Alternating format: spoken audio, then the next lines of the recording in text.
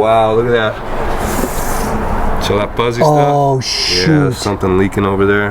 That's empty. That's not good. Okay. Oh, that was your shock. So it might be some kind of coolant. And welcome back to Guy's Garage. Thank you for joining me. Today's the day that I have found my mechanic. He's willing to look at this car. I met a guy named Russell, and he owns this shop behind me. He's gonna look at my 2004 Lexus RX 330 for me. And I am absolutely terrified because between my last video and this video, there's been a ton of errors. The dashboard lit up like a Christmas light. We have a check engine light, a VSP light, we have a traction light, and we have a low tire pressure warning light. It's insane how many lights turned on 40 miles after buying my car. We're gonna take it in right now and get this thing fully inspected from top to bottom. He's gonna look at all the mechanical errors and give me the dreaded estimate. Come on with me, here we go. All right, we've got a computer strapped up to the RX 330. Just loading up the bin. So you got a PO420, which is bank 1 catalyst, and you got a PO430, which is bank 2. Generally, when those codes pop up, that means the cat's bad, but I'd have to do a heat intrusive test to verify. To verify it? Okay. Yeah, because the temperature coming into the cat should be lower than the temperature coming out of the cat. Okay. So if we have no temperature differential, if it's both the same coming in and going out, then the cat's not working properly. What I'll do right now is I'm gonna clear that, and then as you drive it over whatever the next couple of days, let's see if it comes back on. There's so many like plastic pieces on. Trim pieces? Yeah. Yeah, they do it to prevent people from working on their own cars. Do they really? I think that you gotta, it can't get to the engine, I don't know, I can't work on it. So I gotta bring it to the dealer. Yeah, just like the newer cars are making them to where they only last 100,000 miles. And, right. Oh, I just broke something off. This thing's falling apart. Oh, just a little plastic. One of these little plastic clips. They're so brittle. That's empty. Oh, shoot. Chop that off. That's the coolant overflow reservoir. Yeah, that's totally empty. The heat works. I checked the heat. Oh, it does work? It does, yeah. Okay, so that means that there's some coolant in there. We'll top it off real quick. What's concerning me a little bit is the fluid, the pink stuff that's underneath the oil pan. Yep. The water pump's underneath all these covers, like kind of right in the middle. Yep. And the weep hole points this way, so if it follows a trail, it could go around the oil pan and go down because it's pink. The coolant in these things are pink. Oh, wow, look at that. So that fuzzy stuff? Oh, shoot. Yeah, there's something leaking over there. That's more than likely water pump. If it's leaking, well, it didn't go nowhere. It went somewhere. Yeah, well, it looks like it's coming from right there. I just can't see what's. Let me get a camera and see. Hopefully the head's not cracked. Uh-oh. As soon as I hear the word head gasket, because that's the worst case scenario, right? Yeah. That's bad. Yeah, well, how many miles on this thing? 279. At that point, I would just say get a low mileage engine and put in it. Yeah. You have a scope. That's awesome. Oh, it even moves. Yeah, it rotates. Gives me different angles. Oh my gosh. The oil filter. So you're looking for like a cracked head. Is that a pipe? That might be a... Might be some kind of coolant.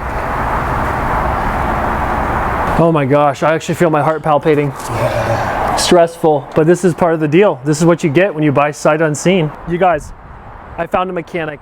His name is Russell. Advantage Auto is going to go through this car through and through. Wow. You called it the bush, it's a bushing. Roll-on bushing? Okay. They call it a compliance bushing.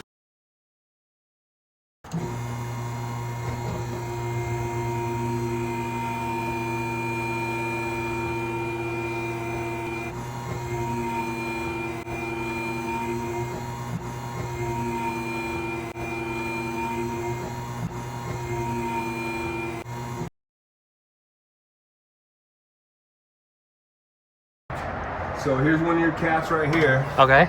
There's one, that's gonna be your PO430. Okay. That's bank, no, PO420 is your bank 1. Okay. And then the other one's right there. And that's your PO430 for bank 2. Boy. I'll tell you when it last passed emissions. Oh, it passed in July of 24. Oh, it did? It says 273,000 miles. That was like 6,000 miles ago. So smog for, I know for sure, like smog for tidal transfer is only good for 90 days. Okay, yep. It looks like it's got some kind of coolant leak, or might have had. Let's see if the water pump's leaking. Can't really tell if the cover's on. Oh man, those things are totally shot. Yeah. You can see, like when you look at stuff, you can tell just like by looking at it. Yeah. You have this like sense Because because you've seen so much. Years. You can just tell, oh, that doesn't look right. Yeah, I just the experience, just It's incredible, doing it for dude. so long, yeah. It's incredible. Bushing is completely shot. Okay. Yeah, so you definitely need new control arms. And see, right here is where, so the control arm stops here, and then this is your lower ball joint. And the ball joint looks okay. Okay. I don't see any tears or anything, so there's still grease in there, so that's fine. And it's got no up and down movement. Okay. Oh, that was your shock. So that's not good. No, that was a clunk. Well, I mean, as long as you're not getting like when you hit like 50, 60 miles an hour, can you feel the front end kind of going up and down? This is so bad. This one, it's hard to know. First, It's hard to know. And then, It's just a mess. On the freeway, it's a mess. It wobbles, it makes noise. yeah. Well, this is gonna be your main thing you gotta go after, because this is the load bearing component for the whole weight of the front end. Okay. So this, and then mainly right here, your ball joint carries most of the front end weight, and then also it kind of transfers along this. So once we get this done, it's going to clear a lot of that up. And then if you still have shock problems, you'll still feel like a up and down. Did you put the tires? Yeah, they're a little lumpy right here. Uh-oh. What does that mean? They look newer. Yeah, but if you run your hand down it right here, you'll kind of feel a wavy. It should be dynamic on the road, which means there should always be contact. And if the shocks are really bad, then the wheels are kind of hopping up and down. But because these control arms are so bad, it could be also causing that. So these are not old, but it ruined the tire. Not ruined necessarily. We can always rotate them, and with some time and mileage, it's going to wear it back flat. As long as the cords aren't bad on the inside. But these are new enough tires where I don't think, and you'd get like an aggressive vibration out of the tires if that were the case. And so when I turn this side to side, I'm testing your tie rod. So this is your outer tie rod. Yep. And then this is your inner tie rod that goes into the steering rail. So outer, inner. Okay. And I have no wiggle, so that means it's nice and tight. And then when you grab it top to bottom, I'm testing the wheel bearing itself. Okay. No wiggle, so that's good. That tie rods are good. Those wheel bearings are good. So that's good. Okay, some good news. Basically, this car is a nightmare, but hey, I knew what I was getting into. Oh, that doesn't sound good. Brakes are low on the rear. Okay. Yeah, you got about maybe a millimeter of pad left. This thing right here. Yeah. So that sticks out just a little bit past the pad when it gets to a certain level, so that when you hit the brakes, it'll go. Yep.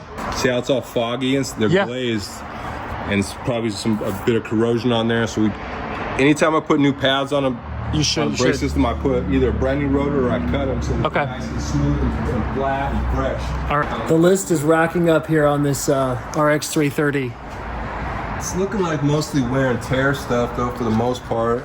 So right in the middle, that orange. The orangish color. Okay. So that's your brake pad lining. Oh my gosh. And so. Yeah, so you got about maybe 1.5 millimeters, maybe 2 millimeters of pad left. I start recommending them at 3. That's wild. That's a lot of weight. I wonder if the rim's bent. Okay. But I wouldn't. The only way to really know is to put it on a balance machine and spin it. So it's looking. It doesn't look bent. It's not wiggling all that bad. Maybe the tire itself was made. If they position this wrong, because there's like little dots on these tires. There's a spot like this. Yep. You're supposed to line up with the valve stem, but there should be a yellow one on here. Usually it's a yellow or white one. Yeah. So that probably should have been lined up with the valve stem. It's probably got a gasket on it. It's kind of like a freeze. Looks like it's kind of like a freeze plug on like a domestic car. Okay. The only thing good about this car is going to be the transmission. That's all that's going to work at the end. From what I can tell, it might just be leaking from there. So that 2-bolt thing is a cap. Is that where the thermostat goes? With a seal behind it. No, it could be like a freeze plug. Like I don't know if you're familiar with like Ford and Chevys. They got like freeze plugs that go on the block to seal coolant. It's like we're at the doctor's office for a car. Russell absolutely kicks butt.